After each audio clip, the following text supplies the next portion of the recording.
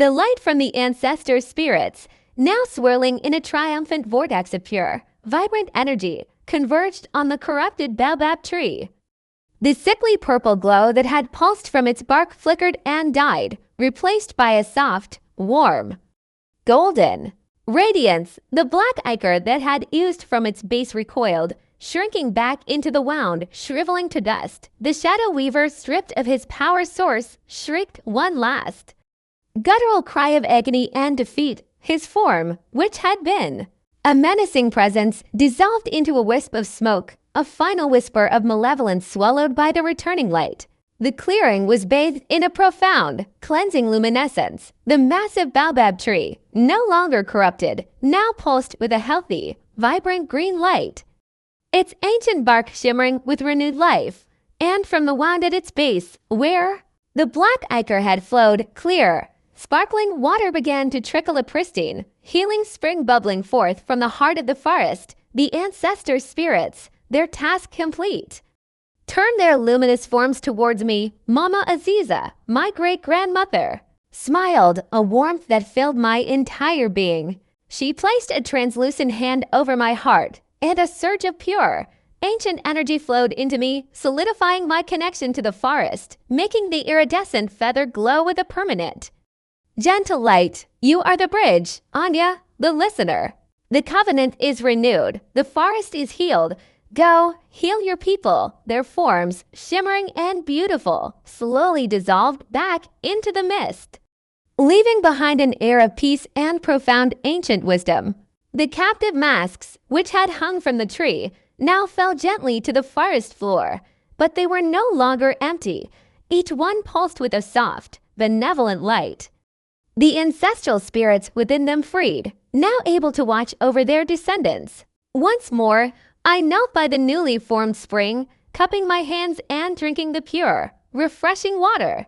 It tasted of earth, of starlight, and of ancient memory, a taste of renewed life. I filled my small, empty gourd, knowing this was the cure, the redemption. The long walk back through the whispering woods was a stark contrast to my terrifying journey inward. The forest no longer groaned with anguish. The trees stood tall and majestic, their branches swaying gently in a soft, welcoming breeze. The whispers that now drifted on the wind were soothing, murmuring ancient blessings, celebrating the return of balance. The path, once treacherous with writhing roots, now seemed to unfold beneath my feet, guiding me. I emerged from the tree line just as the sun broke over the horizon, painting the sky with hues of hope and new beginnings. The village was still shrouded in despair, the sickness lingering, but the air felt subtly lighter. A faint scent of fresh water now carried on the breeze. I walked into the village square, holding the gourd of clear, glowing water, the iridescent feathers still clutched in my hand. The few villagers who were awake, preparing for another day of suffering, stared at me as if I were a mirage. Kofi, weary and gaunt, was the first to recognize me. Anya, you returned. What is that? He pointed to the glowing water. I walked directly to the communal well, where the water now lay dark and stagnant. Without a word, I poured the water from my gourd into the well. As the pure water mixed with the tainted, a wave of shimmering emerald green light burst from the well, surging through the corrupted water, purifying it in an instant. The dark murk vanished, replaced by water that sparkled with the same life-giving radiance as the spring in the forest. A collective gasp rose from the villagers. Mama Kemi rushed to the well, dipping her hand into the now crystal-clear water. Her eyes widened in disbelief, then filled with tears of profound joy. It is pure, she cried. It is blessed. The revelation was undeniable. The well was clean. The path to healing had been opened. The elders, including a weak but conscious Baba Seku, were brought to the well, their faces reflecting awe and wonder. I spoke, my voice clear and strong, filled with the wisdom of the forest. The covenant is renewed. The ancestors have spoken. The forest is healed, and so shall Umoya be. The shadow weaver is vanquished. Our water is clean. Drink and remember the whispers. The healing was swift, miraculous. Within hours, the fevers broke, the coughs subsided, and the strength returned to the sick. The village which had been on the brink of death, was reborn, its heart beating. Once more with the rhythm of the whispering woods, I, Anya, the listener, had returned not just with water, but with the restored soul of Amoya. The days that followed were a joyous whirlwind of recovery and rebirth, the laughter of children, once silenced by sickness, now echoed through the revitalized village. The cooking fires burned brightly again, and the scent of nourishing food replaced the lingering odor of despair. Mama Kemi, her energy restored, worked tirelessly, now administering traditional herbs alongside the blessed water from the purified, while ensuring every trace of the plague was banished. The Whispering Woods, once a forbidden and feared place, was now revered as the sacred heart of Amoya, its gentle hum a comforting presence on the horizon. The elders, humbled and deeply grateful, formally recognized my gift. I was not just Anya, the girl who spoke to the forest. I was Anya, the Amanzi, the listener, the bridge between our people and the ancient spirits of the land.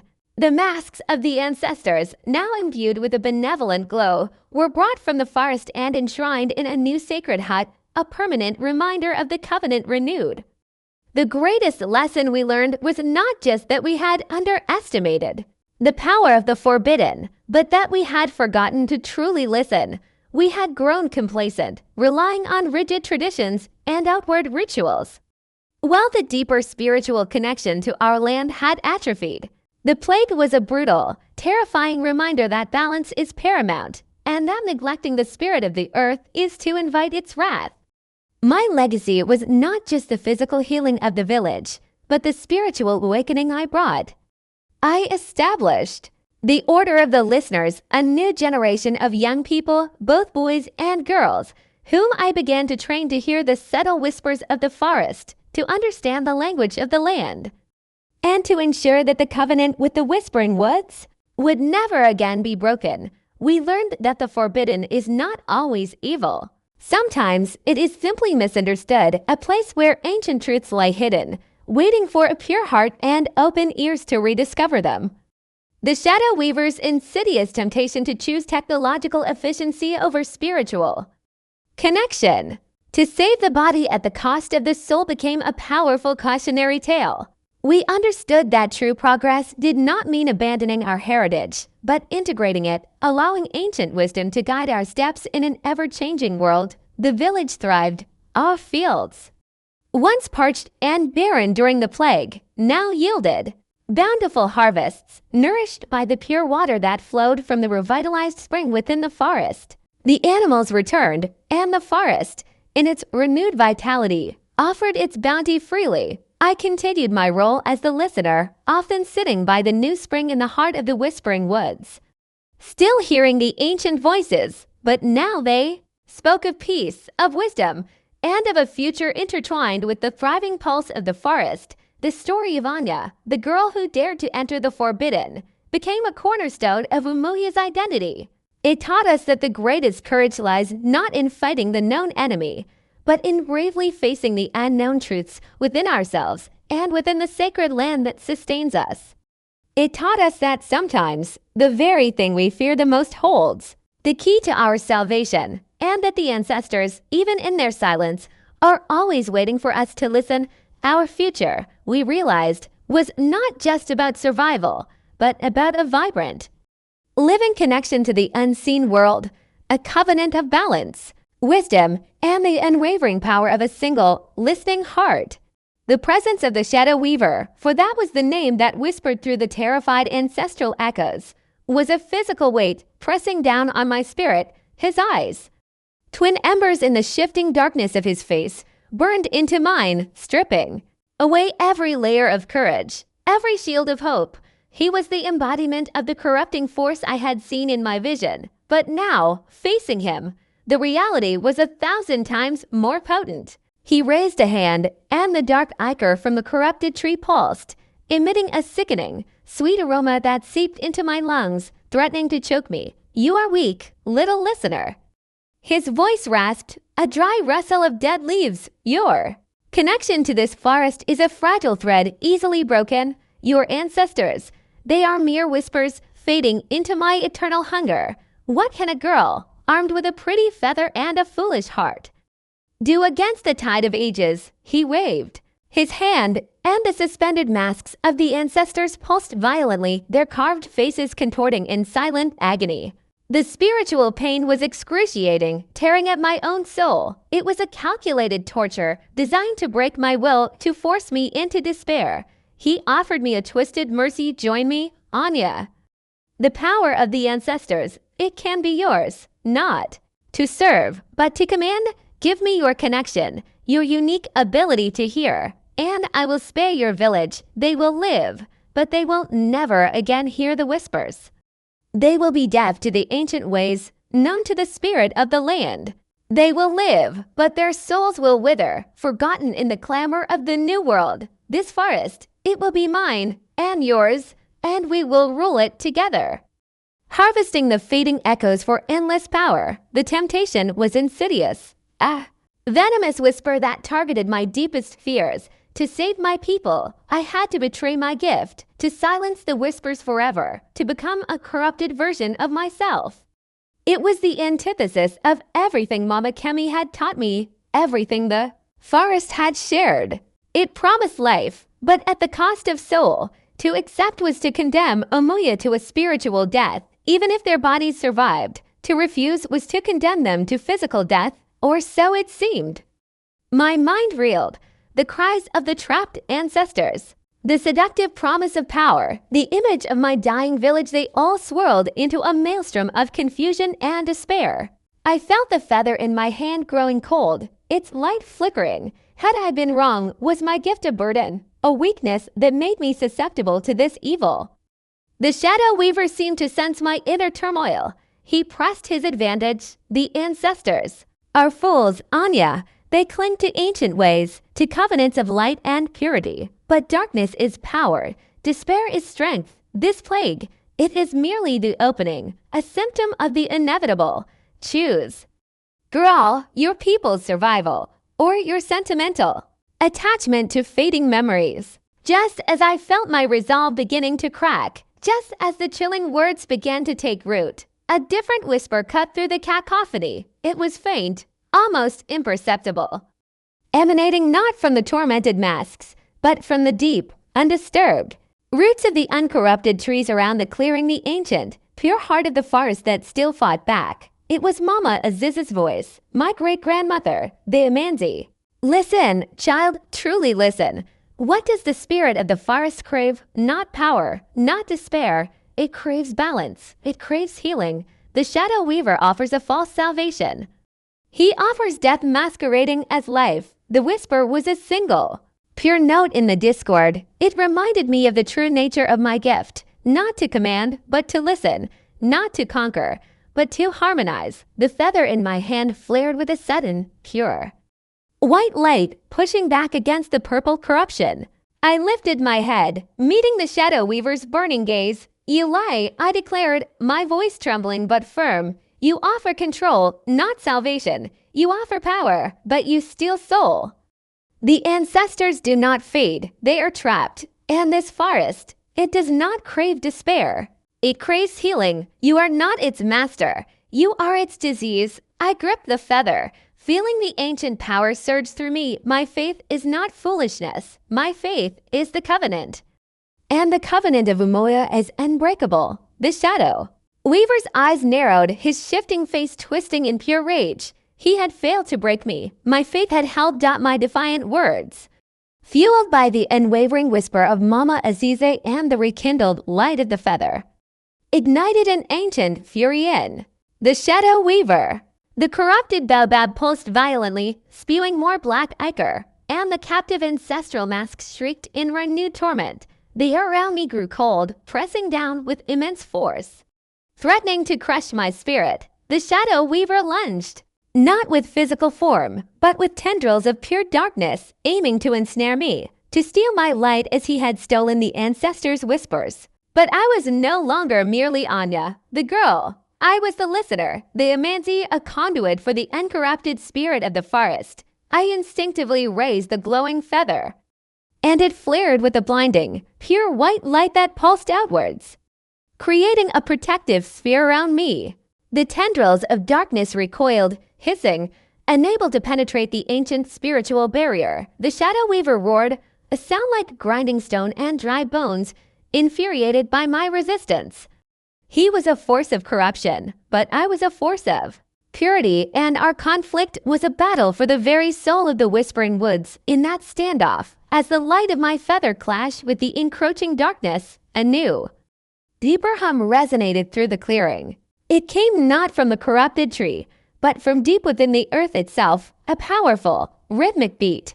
Like the heart of a slumbering giant awakening, the uncorrupted trees around the clearing, previously silent witnesses, began to hum with a low, vibrant energy. Their roots, massive and ancient, started to glow with a faint, earthy green light pulsing in sync with the deep rhythm. This was the true divine intervention, the forest itself rising to defend its own. As the rhythm intensified, a luminous, ethereal mist began to swirl from the roots of the uncorrupted trees, coalescing into shimmering, translucent figures around me. They were the ancestor spirits, not the tormented, captive masks, but the true, unbound guardians of the forest, drawn by my unwavering faith.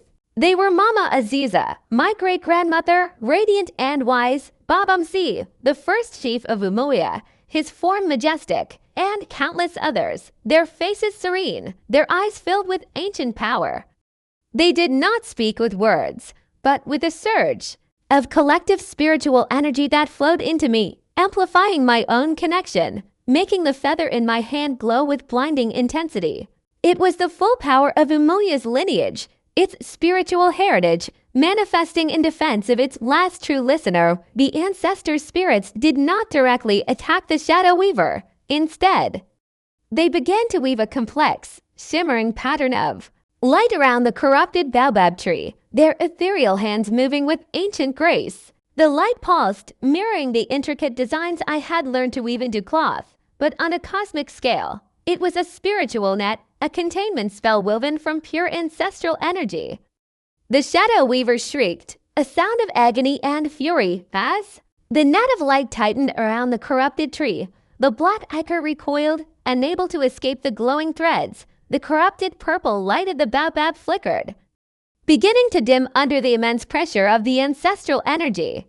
The captive masks, previously contorted in pain, now began to glow faintly with the same pure light as the ancestors, their torment slowly easing as their spirits were gently reclaimed from the Shadow Weaver's grasp.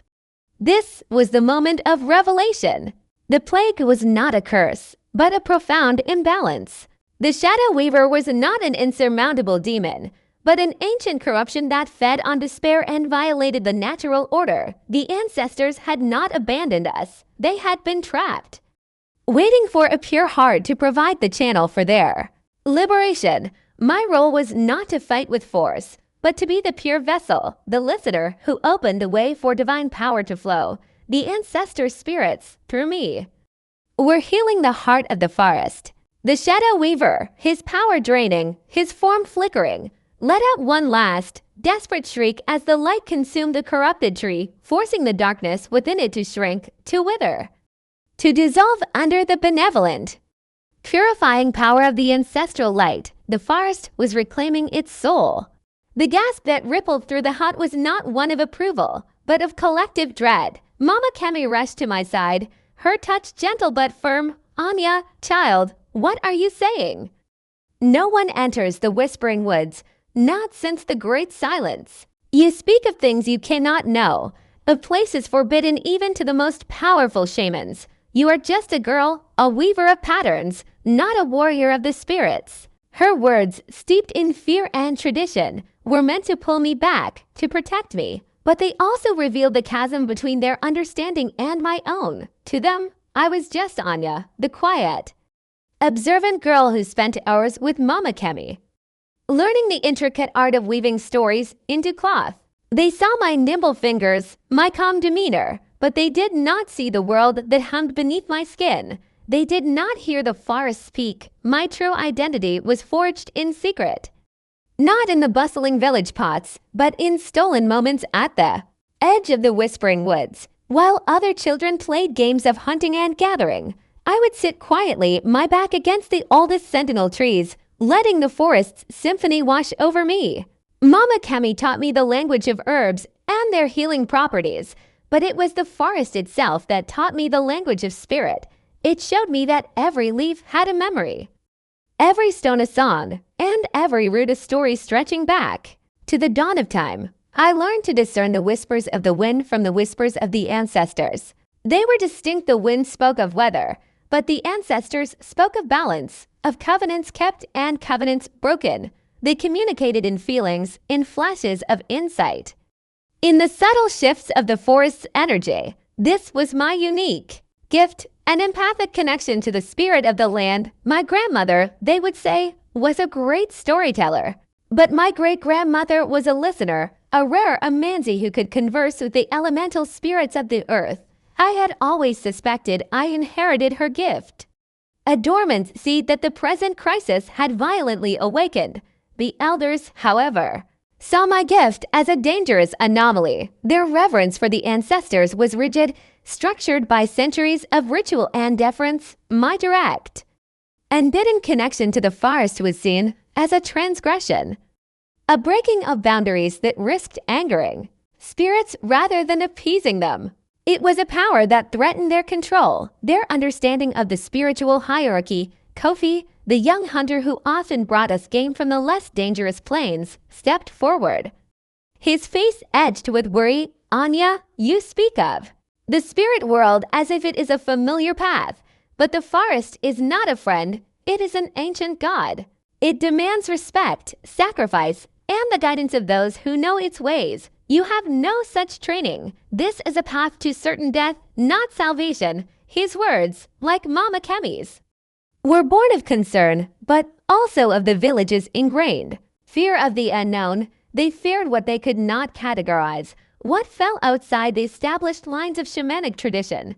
I knew I had to make them understand, not with logic, but with the undeniable truth of my being. I reached for the iridescent feather that always sat on my weaving loom, a gift from a rare forest bird believed to be a messenger spirit. I held it aloft, its subtle glow now seeming to pulsate with the energy of the calling forest. I am not a warrior, Kofi. I am a listener, and the forest has been speaking to me since I was a child. It speaks to me now with an urgency that eclipses all fear. The plague is not an act of malice. It is a profound wound in the heart of the forest itself, a wound that mirrors our own suffering. The ancestors are not silent. They are screaming. Through the corruption, this feather, I whispered, it sings with their plea. It shows me the way. I turned back to the chief, whose eyes now fluttered open, fixed on the glowing feather. Baba Seku, this is not madness. This is the reawakening of an ancient covenant. The forest remembers its children, and I am its voice. I am the one who hears. I am the one who must go. To reject this, to deny this connection, is to deny the very spirit that birthed us from this land. My path is not one of choice, but of destiny. I am Anya, the listener of the whispering woods, and my people are dying. My declaration hung in the air, a spiritual challenge that resonated with the forgotten truth buried deep within the heart of every villager. I had not just claimed my identity, I had laid bare the ancient lineage that connected me directly to the land, defying their skepticism with the undeniable force of spiritual heritage. Baba Seku's faint nod, a barely perceptible tremor of his head, was the only permission I received. It was enough. With the glow of the iridescent feather clutched in my hand, I slipped away from the hut, leaving behind the hushed despair and skeptical gazes. The moon, a sliver of silver in the inky sky, seemed to pull me towards the whispering woods. The air grew colder, heavier, as I approached the tree line. The usual, comforting symphony of night sounds was replaced by a distorted cacophony rustling leaves that sounded like tortured whispers, the hoot of an owl like a cry of despair, and the deep, guttural groans of the ancient trees themselves. This was not the familiar, welcoming hum I had known. This was the anguished roar of a dying entity. The moment I stepped beneath the canopy, the true darkness of the forest enveloped me. It was not just the absence of light, but an oppressive, spiritual gloom that pressed down on my chest. stealing my breath. The trees, gnarled and ancient, twisted into grotesque shapes, their branches like skeletal arms reaching out to ensnare me. Vines, thick as my forearm, snaked across the path, appearing to move with a sinister life of their own. I felt hundreds of eyes watching me, not the gentle gaze of forest creatures, but the piercing stare of unseen entities. The whispers intensified, now distinctly menacing, hissing my name, filling my mind with doubts. Go back, child. This is not your place. The forest has forgotten your kind. You are weak. You are lost. I pressed on, my heart hammering against my ribs, repeating Mama Kami's healing chants in my mind, clinging to the warmth of the feather. I remembered my spiritual map. The vision of the corrupted tree, its sickly purple glow a beacon in the terrifying darkness. I followed the increasing pull of its malevolent energy, my feet navigating roots that writhed like snakes beneath the damp earth. The ground grew soft, boggy in places, smelling of decay and something else, a faint, metallic tang like old blood. This was the source of the plague's pollution, the very essence of the corruption that seeped into the well. As I delved deeper, the ancestral whispers changed. They were no longer soothing guidance but fragmented, terrified cries, like trapped souls screaming for release. The shadow, it has grown. The promise broken. He came. He tainted. The voices were incoherent, jumbled by centuries of pain, but they spoke of a malevolent presence, a deliberate act of defilement. The forest was not merely sick. It had been wounded. Then, the true dark turn came. I stumbled into a clearing, a space of eerie stillness where no leaf rustled, no bird sang. In the center stood the corrupted tree, exactly as I had seen it in my vision. It was a massive baobab, ancient beyond reckoning, but its bark was not the rich, textured brown I knew. It pulsed with a sickly, iridescent purple light, and from a gaping wound at its base, thick black ichor oozed, pooling on the forest floor, staining the earth. It was this ichor, I realized with a shudder, that was seeping into the underground streams, infecting our well, and causing the plague.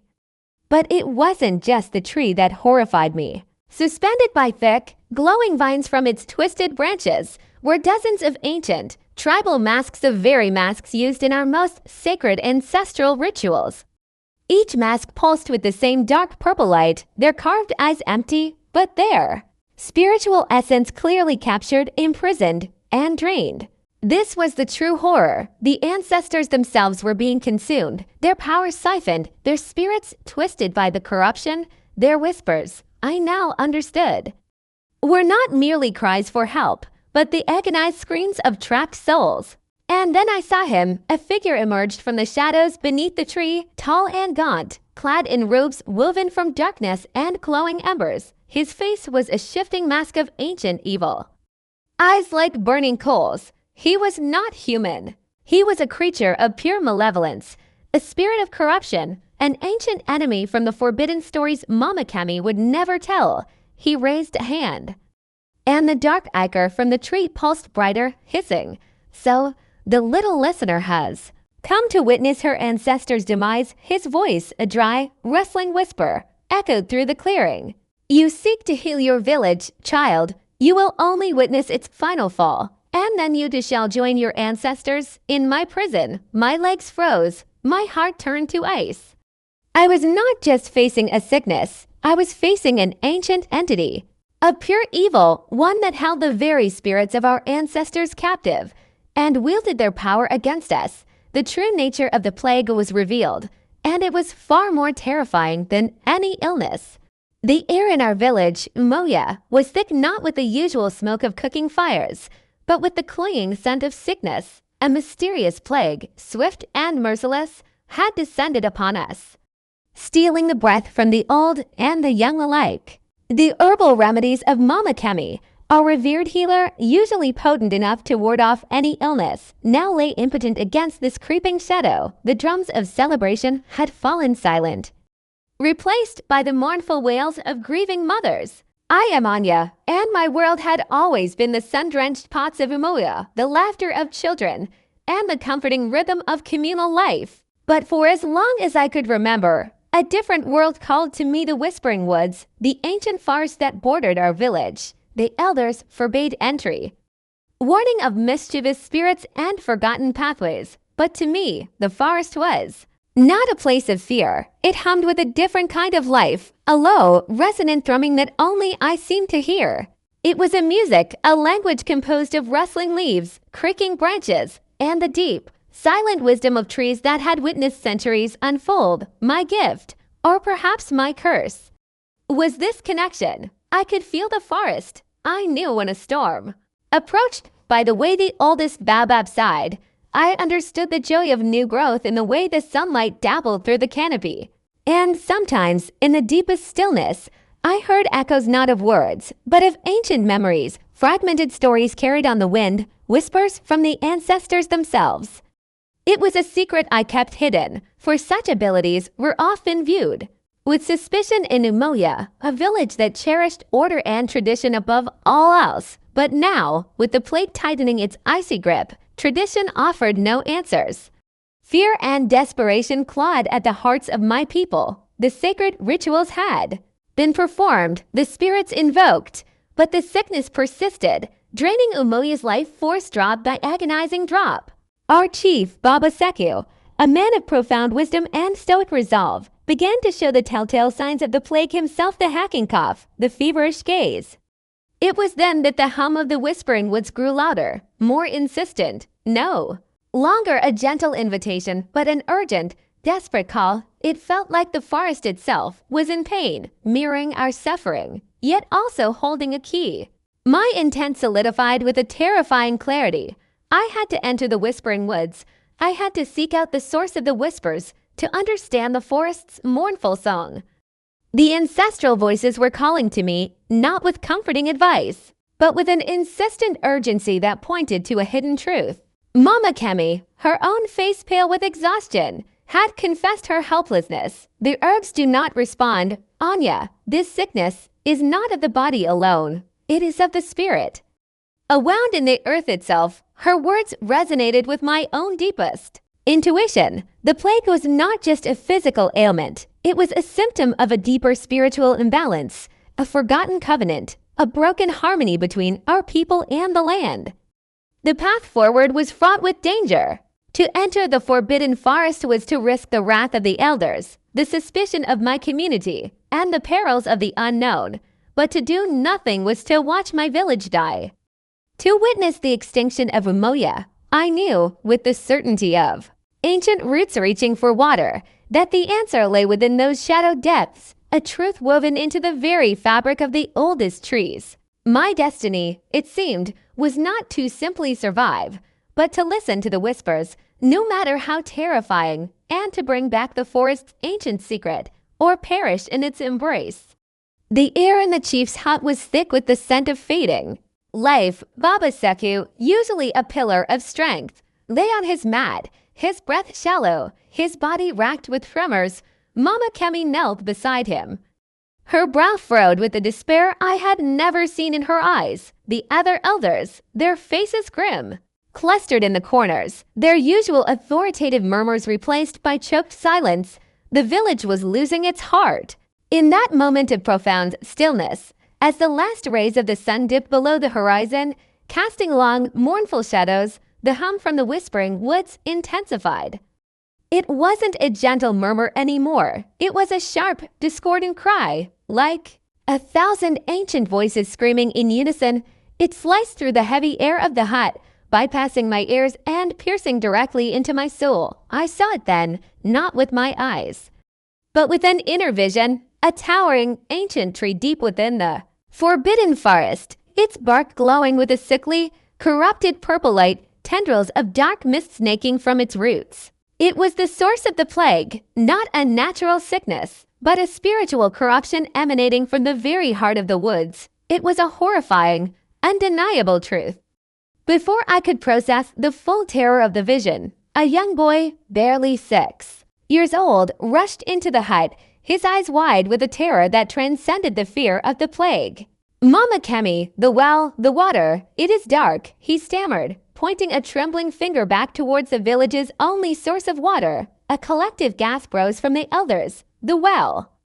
A symbol of our life and purity, a gift from the ancestors, could not be tainted. It was unthinkable. Baba Seku, with a Herculean effort, pushed himself onto an elbow, his eyes burning with a sudden, desperate clarity. The well, it has begun. The warning, it has come true. The whispering woods, the heart of the forest, it has turned against us. He collapsed back onto the mat, his words a chilling prophecy. The water, the lifeblood of Amoya, was now poisoned. This was the moment that shocked us. It was not just a sickness, it was a spiritual war. The plague was a symptom, and the tainted water was a declaration. The forbidden forest, our sacred boundary, had launched an attack. The elders looked at each other in bewildered horror, their traditional answers failing them completely. But for me, the pieces clicked into place. The ancestral whispers, the forest's desperate cry, the corrupted tree, the poisoned well, they were all threads of the same terrifying tapestry. The forest wasn't just calling me, it was actively reaching out, its suffering intertwined with ours. I knew what I had to do. With a newfound resolve that banished all fear, I stepped forward into the circle of despairing elders. My voice, usually soft, now resonated with an unshakable conviction, echoing the roar of the whispering woods itself. It is not a curse. Baba Seku, I declared, looking directly at the chief, whose eyes were barely open. It is a broken covenant. The forest is not attacking us. It is crying for help. The plague, the water, it is a warning. The ancestors are speaking through. The pain, the source is in the heart of the whispering woods, at the root of a tree that bleeds darkness. The elders stared at me, their faces aghast, to speak of the forbidden forest with such familiarity. To claim knowledge of its heart was an act of profound insolence, perhaps even madness. Mama Kemi gasped, her hand flying to her mouth. Anya, what madness is this? You speak of entering the forbidden domain. I ignored her, my gaze fixed on Baba Seku, who, despite his weakening state, seemed to recognize a familiar truth in my words. I must go into the forest, I stated, my voice unwavering. I must find the source of the corruption. I must listen to what the ancestors are trying to tell us. The answer to our plague is not in our herbs or our rituals. It is in the heart of the whispering woods. I must enter the forbidden, or Umoya will die. The shocking moment was not just my declaration, but the silent, desperate understanding in Baba Seku's eyes. He gave a single, almost imperceptible nod, a final, weary gesture of permission. Before his eyes fluttered shut, my destiny was sealed. I was to be the bridge between two worlds, the one who would brave the ancient terrors to save her people.